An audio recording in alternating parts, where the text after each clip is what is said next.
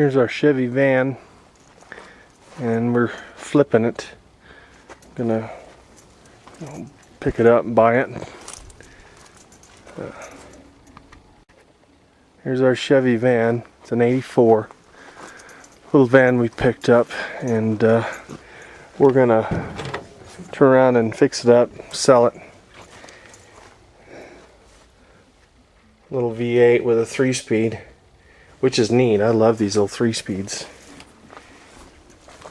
One thing it doesn't have is a washer fluid bottle. It's supposed to slide right into this area here. It just slides in, and then the washer hose goes to here. That's all missing, and this is no longer available. It's disconnected. So we're going to show you what we're going to do.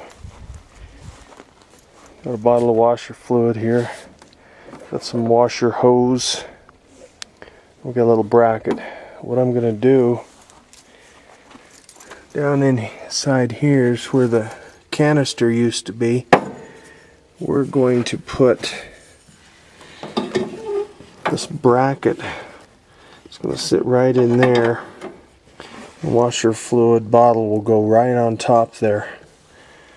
And we'll show you what it looks like kind of close to when we're done. So there's your lid, and then at the end of the hose I cut that hose off at an angle so it'll suck through there. So there's your bracket. I've got it into that one piece sticking out, and then over to the edge there.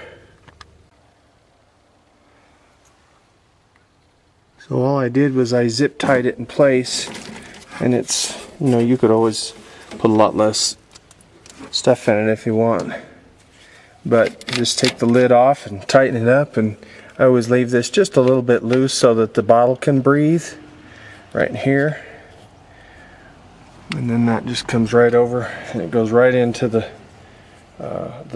pump. I'm going to change the pump out. I've got new wiper blades to go on there, and then she's done. That's kind of a redneck way of fixing these things that are no longer available.